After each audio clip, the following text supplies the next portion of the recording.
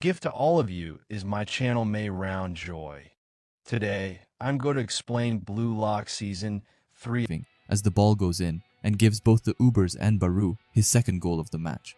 After that, we get to Snuffy taking his car to his best friend Mick Moon's home. As he's walking closer, he remembers Mick's words, saying that they will become the best players in the world, however. When he enters the house, he finds Mick dead on the floor. After that, we get to look into Snuffy's earlier life when he first got paired up with Mick, which none of them was especially happy with. But soon they became good friends, who got to share the feeling and the dream of playing on the field. They quickly feel like they are invisible, and say that there's nothing in the world that they can't have, and that they will definitely become the best players in the world as they win the championship final with the score 2-1. But suddenly it started to go downhill, and Snuffy called on Mick for a meeting, where he said that they had both gotten dropped from the starting lineup. This was to be expected as their performances this season have been nowhere closer to the last year. Mick adds on by saying that they might have fooled around a bit too much, and that it's time to switch the flip and go all in now. However, Snuffy says that it's impossible to do it here, as their relationship with the club, and especially the manager, is beyond repair, telling Mick that they have to start from zero, even if they have to play for some mid-tier team. But Mick finds this ridiculous, as he calls him an idiot, and says that they are kings who only play for big clubs. Snuffy doesn't listen, and says that it's time for him to wake up, telling him that they aren't world-class players anymore, but instead second-rate players. Saying that football is a constantly shifting, harsh, competitive world. It's a world where anyone can become a star overnight, while the opposite can happen as well. New players are always looking for ways that force them to grow up and choose a more robust and smarter future. Mick is quiet for a bit, before he asks what the hell it is that Snuffy is talking about, saying that they still have their promise and dream, which is to win in all of the Big 5 leagues and that they have only won in one so far. Snuffy tells him that it's still highly possible, but later on, even so, Mick just says that he's boring, telling Snuffy that if he's not going to pursue the same dream as he is, then he can get out, which Snuffy does. However, he tells Mick to not come crying back for him later on. Mick just laughs and says that he won't change the way he lives, and says that in any era the people who ultimately change the world aren't the intelligent people who live their lives the right and safe way, but instead some stupid brat who possesses a childish, nonsensical dream.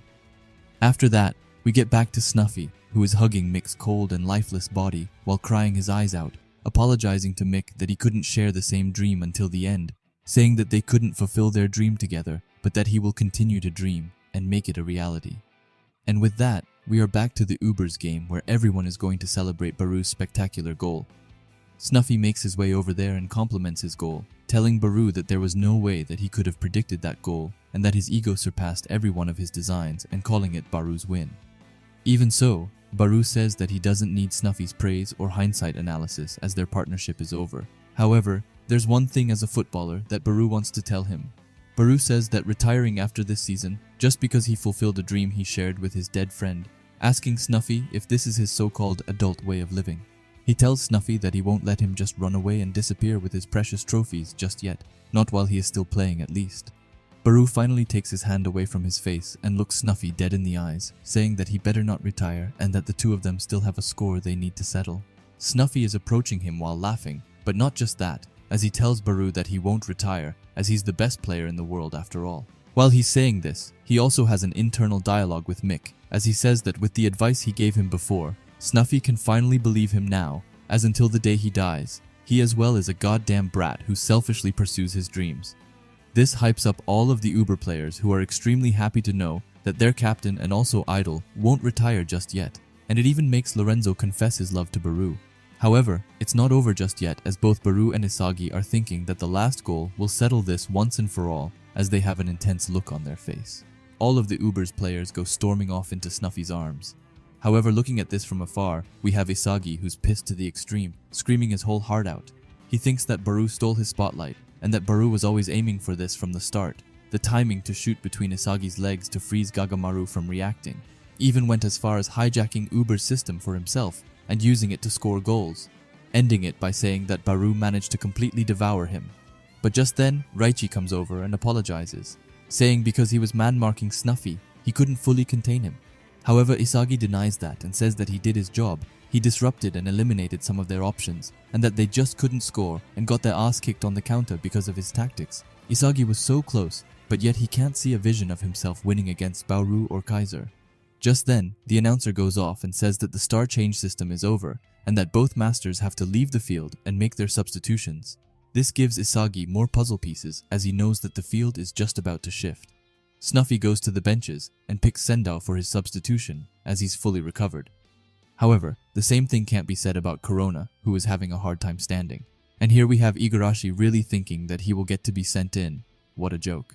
Anyway, Noah says that the next player with the best overall stats is Kiora Jin and that it's his time to play as a right back. When I first saw this, I was ecstatic. I've been waiting for Kiora for so extremely long that I can't even describe it. However, my happiness quickly shattered as Isagi came over and told Noah that if they do that, then they won't win, and Noah asks him to explain himself. Isagi explains that Kiora is a talented player, and if they look at his individual stats, it's right up there with the rest of the starters, not to mention that his skill set allows him to take over Corona's place at right back seamlessly. However, to defeat the Ubers as they are now, they need a player they can't predict, and someone who can improvise on the fly. And I love how Kiora is just standing there watching them talking about him not getting to play, which is kind of sad. Anyway, back to Isagi, who says that they need a playmaker who can breathe new ideas onto the pitch, otherwise known as a game changer. Noah is quiet before telling him that Bastard has a rule where players are ranked and picked according to their overall numbers. Yet Isagi insists on breaking this rule and using a player with a lower rank. Noah even asks Isagi what his logic is for this argument. Isagi doesn't hold back and says that it's to allow him to score, and says that for him to become this game's hero, he needs Noah to put Hiroyo into the game instead of Kiora. Isagi apologizes to Kiora and says that it's something that he needs to try out with Hiroi, saying that Hiroi is the only player who sees the game as he does, and that he's the only one who can keep up with his vision and thought process. Isagi begs Noah, telling him that he's just one piece away and that he needs his partner to score the winning goal. But even so, Noah refuses. He says that he won't accept such a childish and emotionally driven argument, and that he only accepts rational and logically driven arguments. But that's when Hiroi starts, saying that if they had one more playmaker who sees the game from a bird's eye view, then that means that the player can anticipate Isagi's movements and support him, and if they can manage to do that, then they can minimize the time Isagi spent strategizing and increase his play speed. To the opponents, it would seem like there are two Isagis on the field, saying that he is fine with being Isagi's shadow. Hiroi thinks that after being controlled by his overbearing parents, he was sick and tired of people forcing their expectations on him, but for some weird reason. Right now, this is the first time he's wanted to do something for himself. As he puts his gloves on, he says that he wants to see how he stacks up against the world, and that for the first time in his life, he's going to believe in himself. And with that, Noah finally concedes and accepts their proposal. However, he also says that if they screw up, they will both be dropped from the starting lineup, which they gladly accept. And with Hiroi in his hand, Isagi is fully ready for his last and final piece to seize this game. After that, we see Snuffy sitting down in his master chair while taking his headband off. He tells the Ubers that since Baru already hijacked the team, they shall play through him, while of course using the tactics he's shown them, and lastly encouraging them to make a goal that even him couldn't possibly come up with, which the Ubers players are fully on board with. Snuffy also has a rather sluggish look on his face as he tells Baru that if they lose, he better take full responsibility. This, of course, doesn't face the king, who just tells him to sit quietly on the bench and tremble in fear as he watches Baru surpass him. Baru's words don't only hype up Snuffy, but also the entirety of the Uber squad, who's now more than ever ready to give it their all. As Noah approaches his seat, he puts his arm on Kiora's shoulder, and he promises him that he will play in the next match, as he got completely shafted in this game. I honestly still feel so bad for him, but at the same time, I feel extreme excitement towards Hiroi, who's getting ready to give it his all. But let's just take a quick moment to appreciate Neru, who tried to comfort Kiora as he went back to his seat. I swear Neru is such an overlooked character. He's always there to hype or comfort his teammates. Same goes for Kitsune Zato. Anyway, back to Hiroi, who thanks Isagi for picking him. However, Isagi says that he didn't do it for him, and that he instead needs his abilities to score, as he asks him if he can use metavision, which Hiroi surprisingly and calmly says that he can. Isagi violently throws his water bottle down on the ground as he asks Hiroi what he was able to see when Snuffy stopped his counterattack. Hiroi says that Isagi would have been able to score if he had gotten the ball at his feet. However, he adds on by saying that they can't fault Yukimiya for sending that lob pass, as it was thanks to him dribbling that Isagi created the space needed to score. Hiroi then follows up with the most important question, asking what Isagi's plan is. However, Isagi takes some inspiration from Noah, as he tells Hiroi that he has no idea at all, which shocks Hiroi as he says that he can't believe that Isagi would demand Noah to pick him without a plan. Isagi says that it was the only choice he had, and as Ubers also made their substitutions, they will probably have to ad-lib and improvise on the fly. And with that, he puts his hand out to Hiroi and says that they will win 100%. Hiroi says that what they need right now is a collaborated winning vision, where they both read and analyze the game with metavision as he meets up with Isagi's hand. He also thinks to himself and wonders why it is that he doesn't hate the expectations that Isagi has for him, and that he's definitely going to change during his match. As the masters sit down, Noah tells Snuffy that he didn't expect him to resort to such emotional tactics, and asks him if he got all soft due to those brats' enthusiasm and passion. After that, Snuffy says that he can see why Noah chose Isagi as his protege, as he's got quite a unique talent. Noah says the same thing about Baru, and says that his potential would be up there with some of the best U20 strikers in the world, which Snuffy definitely agrees with. He even says that seeing Isagi and Baru so fired up together reminds him of Noah and Ego and the twisted rivalry they had. However, Noah just tells him not to compare him to that twisted maniac. After that, Snuffy even goes so far as saying that if those two continue to evolve at this incredible and fast rate, their little pipe dream of Japan someday winning the World Cup might go as far as coming into reality. We quickly leave the Masters and go to Ness, who's currently stressing his heart out, saying that even just containing Isagi is already a pain in the ass. However, now they will have to adapt and deal with Uber's unpredictable tactics as well. He even goes as far as saying that there's a chance that he and Kaiser will actually lose. But just then, Kaiser comes and puts his arm around Ness, asking Ness what's wrong, and says that if he keeps looking like that, even the goddess of victory will abandon him. Ness starts to freak out even more as he asks Kaiser what they should do, but Kaiser just tells him to be calm and says that every game has gaps that they can exploit, which Isagi will definitely try to find. With that, Kaiser has an intense and furious look as he says that he will destroy them all and asks Ness if he's ready for it. We leave the married couple and go to Lorenzo, who tells Baru that he can have one of his golden teeth, which Baru quite easily turns down. Lorenzo tells him that he's indebted to Baru as he's never ever seen Snuffy make such a face before. Baru tells him to pay back the debt now and that they all better set him up for winning. The game is starting to begin soon, and with that, we see a bunch of bastard Munchin players being determined not to lose. As Gagamaru says that he will definitely stop the next one, we also have Yukimiya, who says that he will now become the game's hero. Reichi also tries to hype them up and says that now that Snuffy is gone, it's time for them to shift the game back in their favor. The speakers suddenly go off and say that the stage is set after a fierce back and forth battle with sensational goals on both sides. Bastard Munchin and the Ubers are tied 2-2. Who will be the one to score the winning goal and emerge as this game's protagonist? As this is going down, we see Isagi walking with pieces flying everywhere as he ironically says that he's got all the pieces he needs to score and become the hero.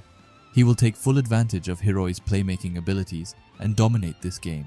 And just like that, the final restart in the Neo-Egoist League Match 5 kickoff finally starts as we see Bastard Munchin starting it off, and Isagi thinking to himself that the last goal and the king of the game will be him. After that, we see both Kaiser and Ness advancing on the field, when suddenly Baru comes forward, asking Kaiser to show him what he's made of. Kaiser just pulls his regular scary face as he says that he will take Baru down. However, while they are going at each other, Ness notices something strange. He notices that Baru is there trying to press them, which he has never done before. Kaiser passes the ball to Ness, who knows that in a situation like this, his job is to lure them in, which he definitely does as he gets behind not one, but two Ubers players.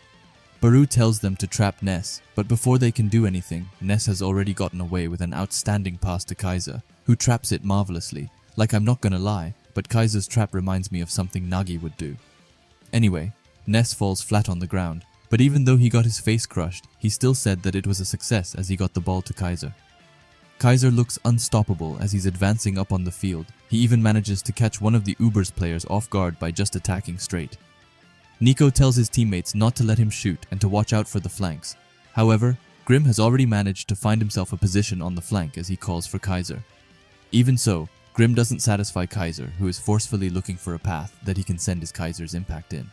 He gets behind another one of Uber's defenders and cuts to the right to find himself a golden opportunity in between Aiku's and Ryu's faces. He shoots the ball with his lightning strike, and it would have gone in if it weren't for Lorenzo, who comes in his way and sacrifices his face to save the goal.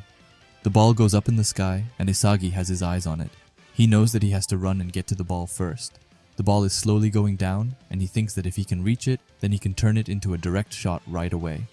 However, just then, Aiku comes and heads away the ball, telling Isagi that he isn't the only one with metavision. Before we move on, let's just take a moment to really appreciate this fantastic panel. Aiku looks like a beast, and the snake is so well done that I'm almost speechless. The ball falls down to Hiyori, who's already in a feared 1v1. However, Baru feels a bit alone, so he decides to join in on the fun, calling Hiyori naive and a bench warmer as he pushes him to the side. Nico also comes by and says that he's shocked to think that Baru himself would come and help out on the defense, as he comes and just hijacks the ball from both of them. Isagi is quietly watching from the side, saying that he can't believe that Baru willingly decided to do the dirty work and play defense from the front, saying that something like that was unthinkable until now, and for them to account for that, their decision-making will be one step slower.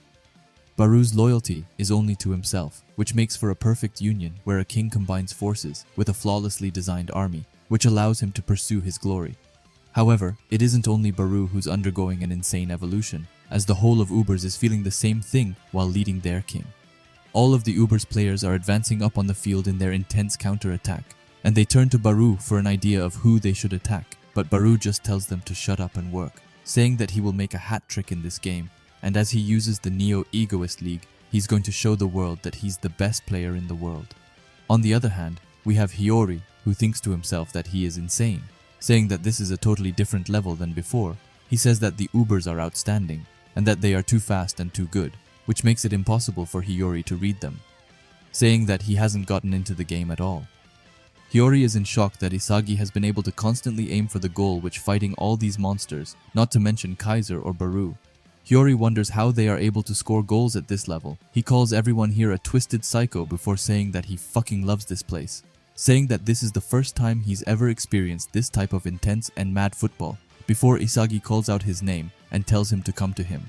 After that, we get thrown back into Hiyori's backstory, where he just fell down a flight of stairs, thanks to his mom and dad arguing.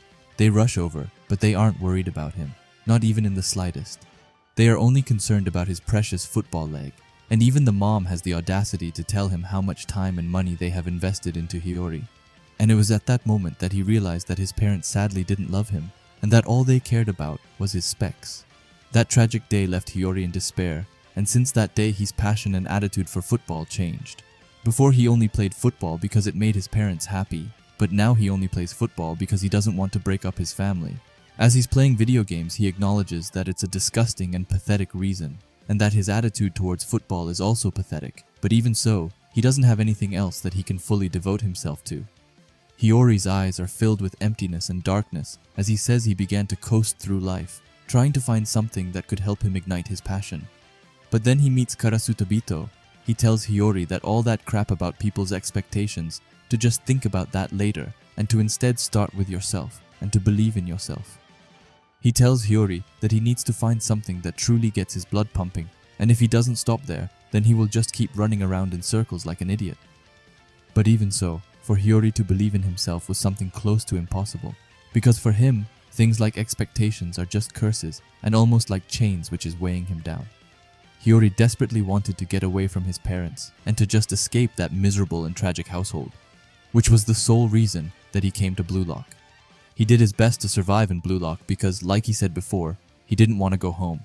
And then we see him in the tag game where he took someone out, which was quite interesting because we don't know that much about the other's experience in the early stages of Blue Lock.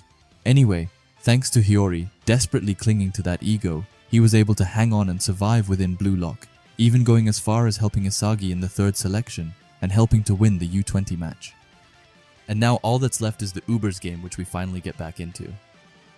Reichi is screaming at Bastard Munchen to stop Uber's counterattack quickly, but as Hiyori is running back to help alongside Isagi, everything he can think about is how fast the Ubers are playing and how he's slowly falling behind. Even Ness is impressed at the Ubers' ability to dribble and advance at such a pace as they are going. Hiyori thinks that the quality of their combination plays is something truly outstanding that he's never experienced before. And not to mention the fact that Baru can get the best out of them, just like a king would move. But at the same time, it's not like he's moving selfishly.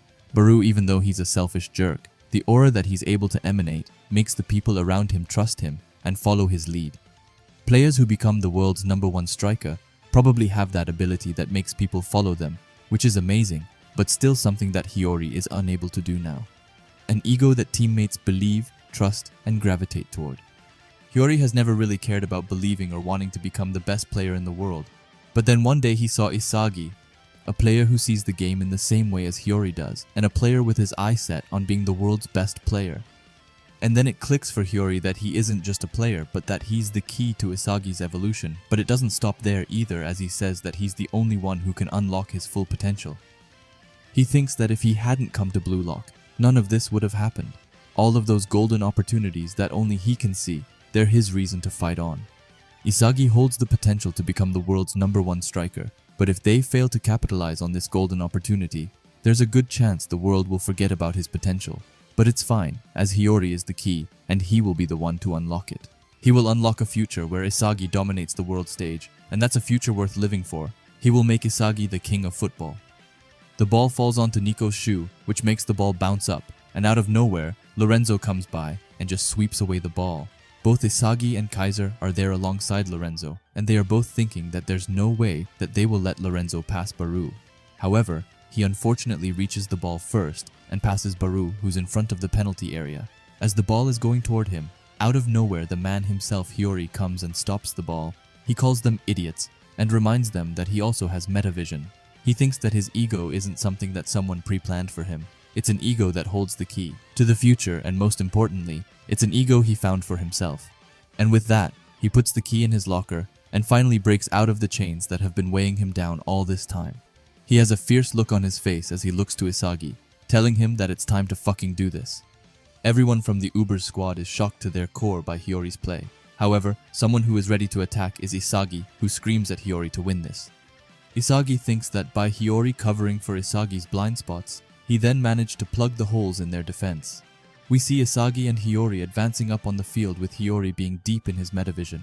Sendo comes by and thinks that he is someone but gets out dribbled by Hiyori. And I don't know why, but this little panel is so satisfying that I can't stop staring at it for some reason. Anyway, after Sendo lies Nico waiting, but before he can do anything to Hiyori, Hiyori has already managed to get a pass off to Isagi. These two are sharper than ever, as there's no room for errors now, and by Hiyori perfectly syncing up his winning vision with Isagi, they are able to steam up the field, even involving Yukimiya in their attack. As they are trading passes, Hiyori thinks that Isagi has many weapons in his arsenal like his metavision, football IQ, and direct shot. However, Isagi's greatest weapon is without a doubt his ability to devour his rivals while still continuously fighting inside this twisted and chaotic field. Isagi's ability would have never awakened it if he hadn't come to Blue Lock, and is also the foundation of his ego. And right now, that ego is trying to propel him to become the world's best player, and only Hiyori holds the key to awaken his revolution. The emergence of the next football hero, and a hero that will change the history of football, is only a vision that Hiyori can construct and envision. That's the one thing pushing Hiyori forward, and is why he plays football, which is the foundation of Hiyori-Yo's own ego. Let's just take a quick second to admire how Hiyori absolutely crushed the Ubers players in this panel. Like bro wasn't even thinking about them, but he still got behind them like they were nothing, even mere air to him. And I can't explain, but Hirori's way of dribbling and getting behind his opponents looks so clean and satisfying. Even the Ubers players are saying that Hiyori's way of getting behind them is outright filthy. Hiyori's eyes are burning with determination, as he says that mass-producing goals isn't the only way to become an egoist, and that it was Isagi who helped Hiyori realize, because Hiroi is an egoist who produces the game with his passes. Here we see Hiyori fully looked in as he spots the perfect position for Isagi. Hiyori notices that Isagi wants to make a run for it, and to then uses a direct shot. Hiyori locks onto Isagi and passes him as he says that the future that Isagi envisioned, it's finally time to synchronize his vision with his goal. Hiyori's pass is going forward at an outstanding pace, and Isagi tries to run away from Aiku, who's looking him down nicely. The pass is perfect for Isagi. However, as he goes into his direct shot position, Lorenzo and Aiku comes back and tries to stop him. Lorenzo has his tongue out as he tries to be Rin, and he tells Isagi that it's the end of the line here. However, Isagi thinks that it's going perfectly, and that everything that is happening is exactly how he envisioned it. As Lorenzo goes in for the ball, Isagi instead taps the ball, which makes it go over Lorenzo's head. As Hiroi is watching from afar, he says that this was their plan along, making the first move to be a fake, to then turn around and use his lefty direct shot, creating a two-stage attack that allows Isagi to create enough space to shoot freely. I wish I could say that it ended here, however Kaiser is coming behind Isagi, telling him that he knew about their plan and that he will be taking this as he sprints to Isagi. Isagi is stunned, saying that Kaiser knew that he was going to fake out Lorenzo with his right and targeted the instant he was going to shoot with his left leg. Kaiser is planning on stealing his goal in midair, however Isagi has had enough of his shit. So he still makes his lefty shot, saying that the ball is his. And with that, the two of them create a joint attack by combining Kaiser's Kaiser impact with Isagi's direct shot to create their new combo shot, which I would say is my new favorite shot of the series so far. However, of course the Ubers are here to ruin the fun, as both Ryu and Baru are at the line and manage to block the shot with their legs. Even Ryu is stunned to see Baru at the defense line and on top of that blocking a shot. Isagi lands and says that thanks to Kaiser he couldn't cleanly strike the ball, which made it a worse shot. Hiyori is still in the back watching it go down and says that he can't believe it. He and Isagi were in perfect sync, but the way Kaiser and Baru stopped them from scoring, it's almost like the two moved in a way that surpassed their expectations. And even though they are playing the game perfectly and flawlessly, the rate that the rest of the field is evolving is still a bit faster than their combined decision making, and for them to fully dominate at this level, they are unfortunately still one piece short. And with the ball high up in the air, everyone is rushing to get their hands on it, but the ones who get there first are Ryu and Kunigami. However, Ryu uses his outstanding jumping skills to head the ball first. The ball bounces on the ground before it goes to Aiku and Kaiser, but suddenly out of nowhere, Isagi comes and is able to get off a pass to Hiyori on the side. Hiyori gets the ball, and Isagi screams at him to go one more time. Thanks to that, Hiyori knows that Isagi still believes in him. Hiyori thinks that the best thing to do is to reset their attack and surpass their previous winning vision to create a brand new attack pattern. But just as Hiyori is getting ready to attack with Isagi, he sees two silhouettes of his parents behind him. They are telling or almost forcing him to shoot the ball instead, telling Hiyori that they expect great things from him and that he needs to become the number one. After that, Hiyori gets a rather unpleasant and worried look on his face as he says that from the start, his parents heaped expectations on him, which he absolutely hated, and the whole point for him coming to Blue Lock was to escape those expectations that he was drowning in. But right now, isn't that all he's doing? Trying to live up to Isagi's expectations like his parents, but it's different with Isagi, as Hiyori doesn't hate the expectations Isagi has set for him. Hiyori is in despair, trying to think of the right answers, when another silhouette appears before him, but now it's Ego who's also telling him to shoot, asking Hiyori if that isn't what being a striker is all about. Then it clicks for Hiyori, as he thinks that the missing piece to the puzzle might be his shooting ability. Isagi is running on the side, trying his hardest to get Hiyori's attention as he shouts at him to look at him and to give him the ball. Hiyori is about to do what Isagi says, as he's the reason Hiroi's managed to get this far. But suddenly he thinks back to him and Karasu talking back in middle school, where Karasu told him to believe in himself, to find something that truly gets his blood pumping, because if you don't start there, you'll just keep running in circles. And with that, Hiyori finally says that he gets it, as until now he never took his future into his own hands, but instead let his parents decide his future. He then blamed them and ran away because things didn't go his way, because that was his way of not getting hurt. As he gets behind Nico, he says that he is afraid of being alone and abandoned, but then making a 180 and calling himself pathetic. He pretended that he is some stoic person when he's really just a coward who keeps on running away. But from now on, he won't hide behind people's expectations of him anymore, because from now on he will believe in himself, and if he ends up being alone and abandoned after that, then that's whatever, because if he was truly born for the sole purpose of playing football, then this shot will be his answer. Hiyori says this as he fires off an absolutely outstanding shot against the goal, which means that he betrayed Isagi, who is looking at him with a stunned expression as the ball is flying past his face.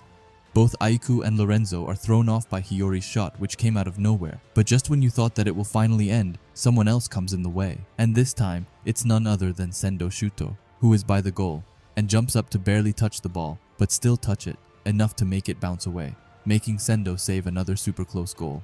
However, as Hiyori is witnessing this, he looks destroyed, saying that he knew it, and that he wasn't a person who was born to play football after all. However, someone doesn't agree with that, and it's Isagi who has pieces flying around everywhere as he compliments Hiyori, saying that he's finally found his ultimate winning formula. As Hiyori watches the ball flying in the air, he thinks that he wasn't a person who was born to play football after all, saying it with a crushed and destroyed expression on his face. The ball falls down to Aiku, who traps it perfectly, but Hiyori couldn't care any less, as he says that he suffered so much and experienced so much frustration from all of this. he tried so hard to believe that playing football was what he was made for and what was his purpose. However, that shot told him that he wasn't worthy.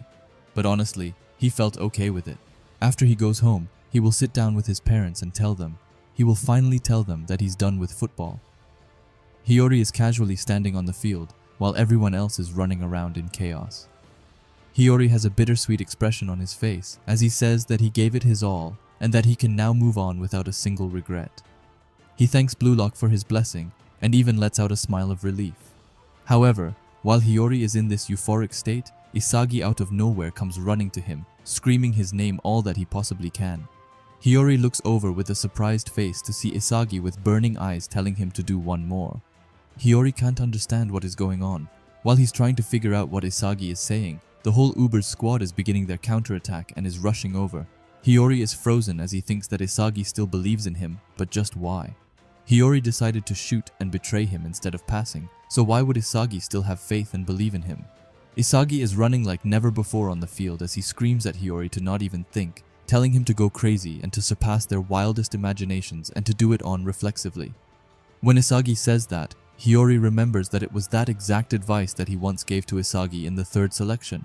But why would Isagi say that now, and what could he mean? Hiyori is totally dumbfounded as he says that he doesn't get it, but still, he wonders what it is that makes him desperately want to meet Isagi's expectations of him. He thinks back to his parents' expectations of him, and how horrible they were, saying that every single one of his parents' expectations was always focused on his physical specs, meaning his human side of things. But with Isagi, it's different as Isagi's expectations aren't focused on the human side of Hiyori, but instead, the things that he can change through actions.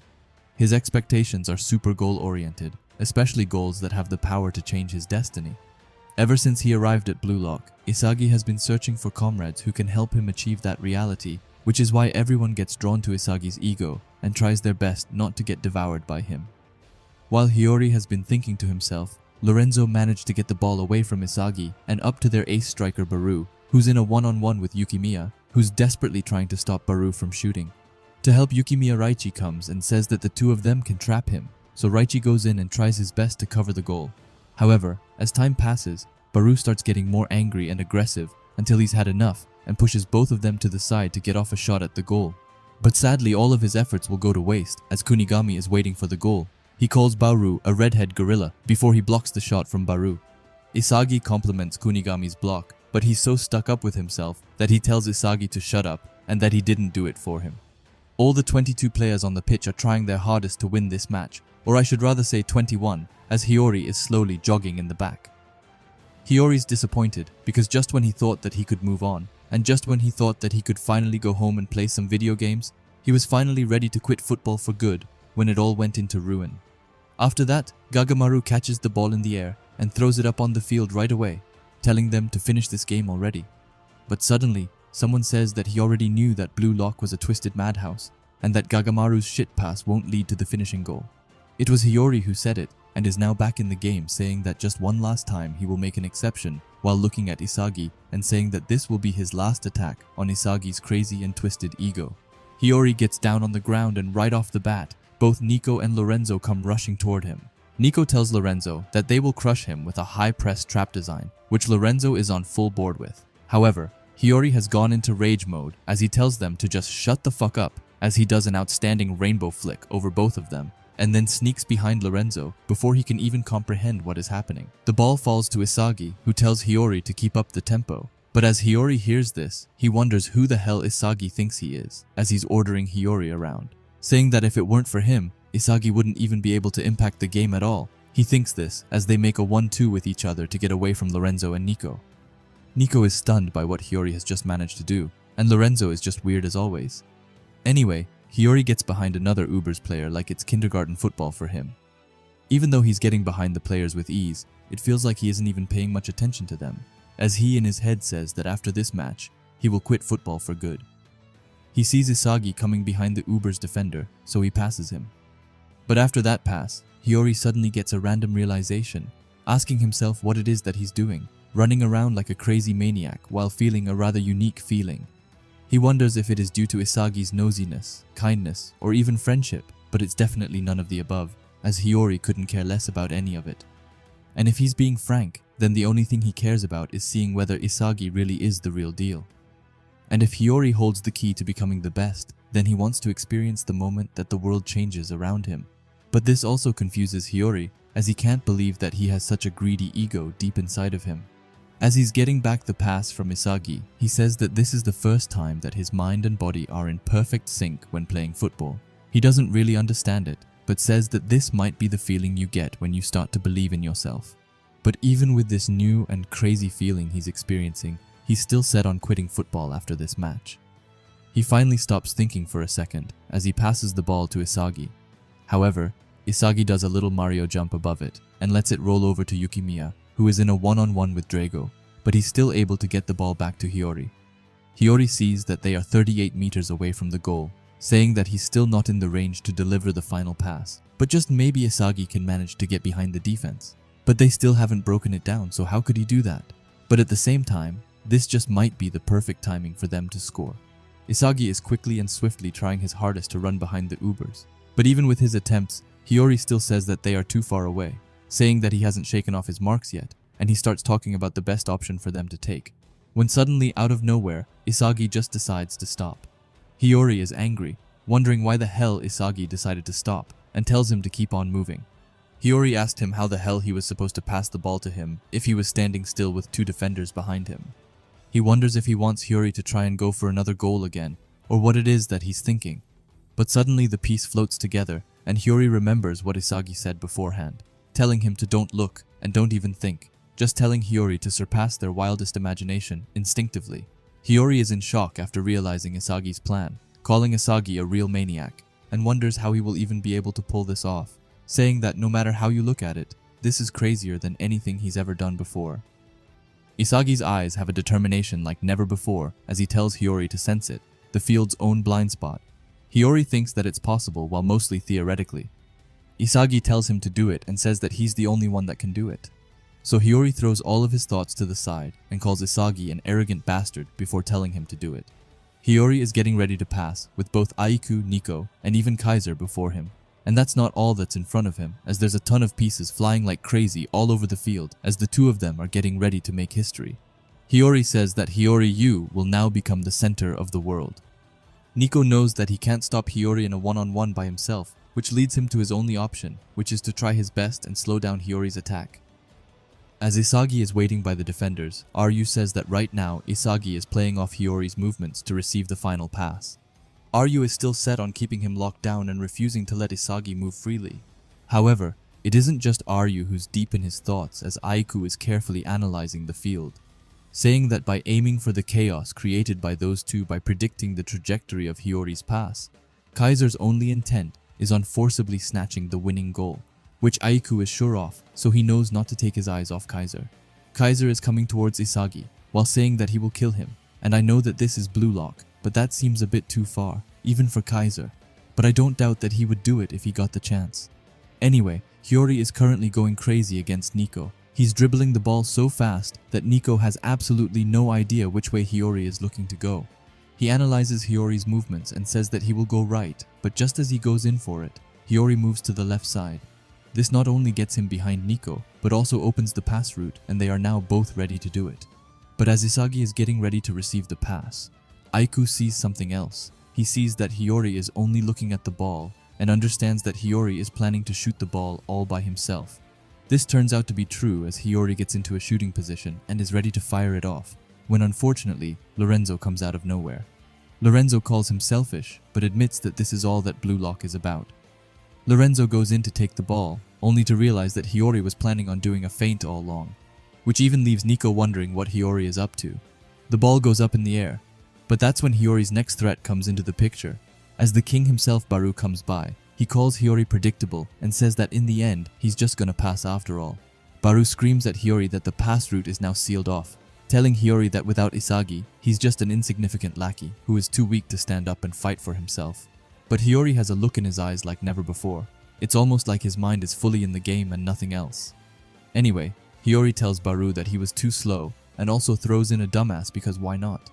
As Hiyori is surrounded by 3 Ubers players, he says that he can already see Isagi winning the final goal.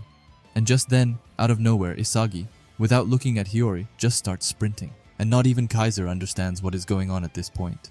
But then it clicks for them all, as Isagi runs away from Aryu, and Hiyori gets a window open up from Baru. Everyone on the pitch sees that the two of them aren't even looking at each other, and instead putting their full trust that each other will be there at the correct time. Hiyori's and Isagi's eyes are burning like never before, and it's more than enough to burn the whole Blue Lock Stadium to the ground. Anyway, Hiyori finally gets off the pass, which just goes over Baru's leg, and is heading into the pit of players all gathered around each other. Hiyori asks Isagi if he's there, which Isagi definitely is, as he catches the whole Uber's defenders off guard, and is now almost free from them, even leaving Kaiser behind them as he looks at Isagi clueless.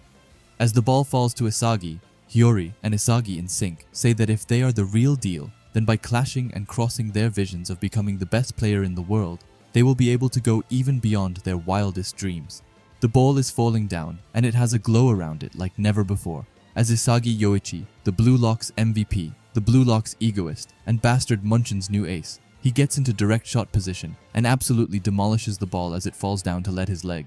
Fukaku tries his best to catch, but I don't even think that the best goalkeeper in the world has a chance of catching it as it goes into the net and finally gives Bastard Munchin their well-deserved lead. Isagi and Hiyori are absolutely ecstatic as they jump up in each other's arms to celebrate this insanity of a goal. We finally get to see everyone's reaction to Isagi's and Hiyori's spectacular goal. And we even see Snuffy letting out a smile as he watches them, and Noah is just a stone face as regular. Kurona and Igarashi gets up from their seat to rush over to the two of them and start celebrating. From afar, we have Aiku and Nico, who's totally exhausted after the match. Aiku says that it is amazing, and Nico wonders what it is with those two. Aiku responds by saying that they are totally twisted, but Nico says that he can't believe it. While it may be theoretically possible for this to work, those two at that exact moment must have synced up without even making eye contact. It would be impossible unless those two synced up their thought processes perfectly, and everything that they saw on the field, everything must have been in sync. Lorenzo comes by saying that they totally destroyed them and that the attack surpassed any perfect design they could have created. He calls it a risky gamble, but for them to pull it off in this do-or-die situation, you gotta just tip your cap off to those freaks, and says that they definitely without a doubt were the heroes of this game. But that's not all, as he also admits that that goal alone was worth at least 100 million. We see Baru for a quick second as he looks furious, but he doesn't really say anything except grinning a bit, which is understandable as he's just lost to his rival once again. After that, we see Ness thinking about his life decisions and how everything could go so wrong. He says that Isagi's and Hiyori's play should have been impossible and calls it disgusting, but deep down he wonders if this is the true essence and magic of Isagi's football. Kaiser is quiet beside him, but when Ness looks over, he doesn't see Kaiser instead. He sees a whole goddamn monster who is screaming his heart out of frustration. The author really managed to capture all of Kaiser's anger and despair in this single panel alone, and then we see his determination for revenge as he looks at Isagi and Hiyori, who's doing a high five with each other. Isagi compliments Hiyori and calls him amazing, saying that Hiyori's shot gave him inspiration. If they could use Hiyori's shot as a decoy, they could then create a split-second opening, and if they then had complete trust in each other, they could see the same winning vision and play as one. He thanks Hiyori for tagging along with his selfish demands. But there's something wrong as Hiyori's eyes quickly go blank. He starts by saying that he never thought that someone could use expectations like this, saying that it wouldn't have worked even if both parties understood and played off each other, and that it's not about one person wholeheartedly supporting the other's demands. Instead, this partnership can only work if both parties believe the other sees the same winning vision. When Hiyori realized that he could play freely, a whole new world opened up before him, and he thanked Isagi for that. Isagi looks happy as he says that the two of them can do this until they become the best layers in the world, but Hiyori says no. He says that he won't play this kind of tag team football with him anymore. This shocks Isagi, but Hiyori continues saying that from now on he's gonna play a brand of football that will produce the best striker in the world. He says this with an incredible aura around him, which even gets Isagi to feel it. Hiyori doesn't stop as he says that he was planning on quitting after this match, but after being a part of that goal, and after experiencing that thrill and that ego, there's no way in hell he can quit. And if strikers can't understand and keep up with his passes, then he'll discard them without a second thought, including Isagi himself. Isagi is a bit taken aback by all this, but laughs and says that contrary to his calm demeanor, Hiyori is quite a sadist. but Hiyori one-ups him as he says that he's an ultra sadist and thinks that from now on, his life will finally start to revolve around him, as the two of them smile and are extremely happy over all of this. And with that, the Neo-Egoist League Game 5 has ended with the final scores being 3 to Bastard München and 2 to the Ubers. But now we leave the German stratum and go to game number 6, which is Paris against Mansion City.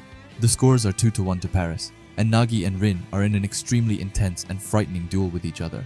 And Rin is even looking like a demon as he has a dark aura around his face. He traps the ball which got sent for him, and Ryo screams at Nagi to stop him. Nagi says that Rin has become an absolute monster, and that his core strength, body balance, trapping, dribbling and shooting, saying that all of Rin's specs have evolved beyond comprehension since the U20 match. With that, he lands with a cold stance on the field, and we see that it has been Rin who scored all of the 3 goals, meaning that he got a hat-trick this game, and it was Chigiri who scored for Manshine City. Anyway, Rin is looking more furious and just threatening than I've ever seen him, as he says that Isagi will have to prepare himself as Rin is going to fucking destroy him, which is just insane and mind-blowing at the same time. Rin is exhausted after his incredible hat-trick performance on the Manshine City team. Nagi is on the ground after getting dropped by Rin in their duel. However, as Rin is walking away, he stops him. He tells him that Rin just keeps on getting stronger and stronger, which is something amazing to Nagi, and he then asks Rin what it is that drives him to become even stronger with a rather deadless look in his eyes. Rin is surprised and says that Nagi already knows the answer, and that it is to surpass his older brother Itoshi Sai and destroy Isagi. Nagi understands but isn't quite satisfied as he asks Rin what will happen when he accomplishes all of that, and what Rin's next step will be. This basically is the situation Nagi is in now, and maybe why he is playing so poorly, as he has accomplished all of his goals. Rin tells him that he doesn't care, and asks what kind of baby thinks about dying when they are immediately born, and that once they are born, there's only one thing to do, which is to survive. And to be frank, it doesn't matter if there's a heaven or a hell, because in Rin's football fantasy, he dictates everything. And all of those who stand before him with a lukewarm attitude, Rin will personally send them straight down to the fiery pits of hell. After hearing that, Nagi gets a shocked expression on his face, but he doesn't stay there for any longer as we go back to the German stratum. Isagi is thinking back to his and Kaiser's deal at the beginning of the match, which of course was that the one who scored the most goals would win, and somehow Isagi really did it. He won. He is more happy and ecstatic than ever as he does a celebration pose while thinking that in this match and this moment he really did it. He finally surpassed Kaiser. However, his celebration gets shortened as the megaphones go off asking everyone to listen. They say that both Match 5 and Match 6 of the Neo-Egoist League have now finished, and with that, in addition to broadcasting the results to everyone simultaneously, they will now move on to the auction rankings, saying that currently, 29 players have received bids from various clubs, and with that, the players who are ranked in the 24th to the 29th place, on the 29th spot, and barely making it in, we have the man and the sweetheart himself Nanas on a mega steal for only 3 million yen. Above him we have Wanima on 4 million, then Fukaku on 5 million, Hiragi on 5 million, Niu on a small step up with 6 million, and on the 24th place, we have Zantetsu on 8 million, which he really isn't happy with, which I fully get when his former teammates are getting bids like 88 million. Moving on to the top 23 players, and here is where it gets interesting, as the top 23 players will be selected to represent Japan in the U20 World Cup, which I can't wait for. Anyway, the rankings here are pretty interesting, so let's get going. Tokimitsu just managed to squeeze in on the 23rd place with a 10 million offer. Reichi is on this list sitting on 18 million with just this single game, which is pretty solid. Above him, however, we have Hiyori with a 20 million offer, and now I think that's a bit low. However, it's also understandable as he only came in during the last stage of the game and even he is satisfied with it. After him, we have 3 of the former top 6 players of Blue Lock, referring to Otoya, Karasu, and Ryusei of course. And I'm not gonna lie, but I'm disappointed in all of them. Like at one point, they were considered the top 6 in the whole of Blue Lock, and now they are not even in the top 10. Anyway, we also have Corona coming in at the number 12 spot, with only 1 million more than his last offer. Anyway, now it's getting spicy as we move to the current top 11. And first up is Ryu, which he definitely deserves as he comes in on a crazy 35 million offer. Above him, we have a shared place with Ryo and Yukimiya, who both got 36 million. After that, Aiku comes in with 38 million, and then on the number 7 spot, we have to everyone's surprise Nagi with a 43 million offer, which is crazy. Ryo is even surprised that their value has lowered since the last game with Ryo losing 4 million and Nagi losing 45 million. However, Nagi says that it can't be helped as they played trash in their latest game. Ryo is determined and says that they need goals to increase their value, and tells Nagi that they will have to switch up their gears in the next game, which Nagi is on board with. After that, we again have a shared space with both Kunigami and Chigiri achieving 50 million offers, and Chigiri even tells Kunigami to stop following him, which I found quite funny. But honestly, I'm super happy for Chigiri. The author didn't feel like showing off Bachira, which might be for some reason, or I'm just reading too much into it. However, he still has his 66 million offer and is sitting in 4th place. Now moving on to the number 3 spot, we have the king of the field Baru with an offer of 130 million, which he really isn't happy with as he looks pissed. But anyway, let's get away from that gorilla and move on to the number 2 spot where Blue Lock's ace is. And I'm of course talking about Isagi sitting on a 150 million offer, which is insane, as it means that he went up with a total of 100 million. And then the current number 1 superstar who recently scored a hat trick and is none other than Itoshi Sei's younger brother. It's of course Itoshi Rin who is in the first place with a 180 million offer, and bro doesn't even look bothered. Tokimitsu is more happy for him than he is himself. As Isagi sees Rin at the top, he thinks that he's always one step ahead of him and that he's always in the way for him. But wait a minute, because this is not over, as some new news has just come in and it's Kaiser who's got an offer. His offer is by none other than the Spanish giants Real Madrid, who's offered him a crazy 320 million offer. Now this is crazy, as that's the same club that Itoshi Sei is in, and also not to mention the strongest club in the whole world, and they are more than ready to steal him away. Ness is over the moon for Kaiser as he rushes over to him saying that he did it. He gets to Kaiser and says that he's now one step closer to becoming the best striker in the world, and that it was worth playing in the Neo Egoist League after all. He has a smug face on his as he says that Kaiser will become Real Madrid's ace, but Kaiser tells him to shut up and calls him an idiot. Ness is shocked, but Kaiser continues saying that he doesn't care about that 320 million offer, or Real Madrid, as right now, he's a trash player who is inferior to Isagi, saying that there's no way in hell he's gonna let it end like this, and that he will destroy Isagi. And look at that, we also get to Isagi, who's kind of shocked by all of this, however. He says that he's still only worth half as much as Kaiser is, and on top of that, he couldn't even surpass Rin, which means that to them, he's still only second.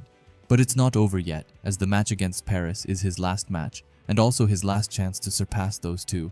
Isagi, Rin, and Kaiser all have burning eyes and an insane lust for the throne, as the only thing they want is to become the best player in the world. And this panel is just so goddamn cool. The text kinda ruins it, but it's still really awesome.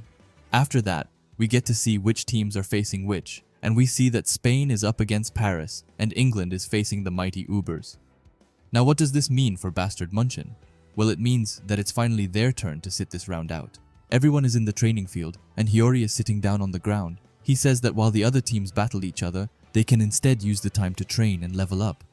And since their final match is against PXG, and will also be the last match of the Neo Egoist League, it means that it's their last opportunity to showcase their worth. We see Igarashi looking frightened as Hiyori says it, while Raichi on the other hand is laughing like a maniac. He wonders why his value is lower than Hiyori's, but ensures them that he's definitely not pissed. Hiyori comments that despite what he is saying, he looks oddly satisfied with himself, and our Shark Boy tags on by saying that Raichi can't hide the fact that he's super hyped to have got his own offer. They all laugh, before Yukimiya says that Hiyori's assist to Isagi was absolutely sick and wonders if anything happened. Hiyori tells him that he finally bought into the Blue Lock mentality, saying that he wants to produce the world's strongest striker and that he wants to play football alongside players who can understand his passes. With Hiyori's new mentality, he looks at them and says that he is ready to discard any player who is too stupid to understand his passes. They are all caught off guard, and Yukimiya says that this new Hiyori reminds him of Itoshi Sai, and Raichi says that it means that Hiyori has given up on his goal of becoming a striker and is now set on settling as a playmaker. After that, Hiyori changes the conversation and says that he's at least not getting roasted on social media like Isagi is. Isagi is taken aback by this as he's never heard about that. Hiyori then reads out some of the comments from their latest game against the Ubers. The first one saying that Isagi Yoichi is the future of Bastard Munchen, and Bastard's best future frontline is Isagi Yoichi and Michael Kaiser, the top two duos. Even though they're still immature and constantly fighting and getting in each other's way, if those two manage to understand and sync up with each other, then they hold the ability to potentially become the most lethal striker duo in the world. Isagi has a disgusted look on his face until he breaks out in total anger. It looks like he's powering up to go into full rage mode as he screams that there's absolutely no way of that happening. Everyone starts to laugh, and Reichi says that the comments got a point and that the two of them are extremely buddies with each other. This just fuels Isagi's rage as he says that he would rather die than team up with that piece of shit. Hiyori adds in saying that Isagi is a bit too harsh and that Kasagi is the trendiest Blue Lock topic currently and even the Blue Lock's best couple. Isagi at this point has had enough and tells them to cut it out, but Reichi comments saying that it's like where he pretends he hates it but is secretly totally into it, which I found really funny. Anyway, in the middle of their silliness, Kurona suddenly starts to walk away, saying that he needs to work on some individual training. Reichi says that he's got a point, and that all of them have to level up and move up in the rankings. Even Hiyori, who is higher than Reichi, admits that his auction value isn't at a level where he can just kick back and relax, as if they don't finish in the top 23. All of their hard work would have been for nothing, and with that all of them leave, or at least all except one, and that person is Igarashi, who comes up and asks if Isagi's got a moment. Isagi sees that Igarashi is looking really tense and asks him what's up. Igarashi says that he hasn't yet played in a match and that his total value is still 0. He looks like a lost puppy as he asks Isagi what he needs to do to survive. Isagi, shocked by this, doesn't know what to say. Igarashi starts going off saying that if he can't play in the next game, then he's finished. And even though he's trying his best, he just can't catch up to the rest of them. He knows that he's got to force his way into the lineup, but everyone keeps getting bigger and bigger offers. He begs Isagi for any advice that he can give him, and even calls him the great Isagi Yoichi-sama. Isagi thinks for a bit before telling Igarashi that he's sorry, but that he's got nothing. Igarashi is furious, asking him how that is the best he can come up with. Igarashi starts swinging Isagi back and forth and tells him to use his brain and think. After some time, Isagi asks Igarashi what his reason is for playing football. Igarashi tells him that it's to get out of taking over his family's temple. However, Igarashi is worried that his reason isn't enough as the other reasons are much larger, and that they are aiming to be the best player in the world, and wonders if he needs to change his target to becoming the world's best player. Before Igarashi can go on any longer, Isagi asks if his reason isn't already enough. He says that he and almost everyone can only focus on and pursue achievable, realistic short-term goals. Isagi explains that you can't compare your goals with other people, and that he's got to pursue his goals to the fullest, which is the foundation of his ego, an ego that is totally unique to Igarashi. He gently punches Igarashi in his chest and tells him that not wanting to take over his family's temple, that's one heck of an ego Igarashi's got there, telling him not to lose it. Igarashi looks a bit lost for words before looking determined and says that now he kinda knows what to do. Isagi is surprised and says that he hasn't even told Igarashi about his suggestions regarding training and stuff like that. However, Igarashi says that he's good and that he can think about that himself and thanks Isagi. Isagi smiles, and then suddenly Igarashi tells him that, to be honest, when they met before in the survival game of tag, he would have never been able to think of Isagi as a player becoming worth a mind-blowing 100 million yen. Igarashi, with a newfound motivation, says that he will admit that Isagi is freaking amazing. Isagi is shocked at where all of this is coming from, but Igarashi says that he knows because the two of them started at the bottom as the two worst players of Blue Lock, and that even though he hates to admit it, Isagi is definitely on the path to becoming the best player in the world, and after that, they walk off laughing.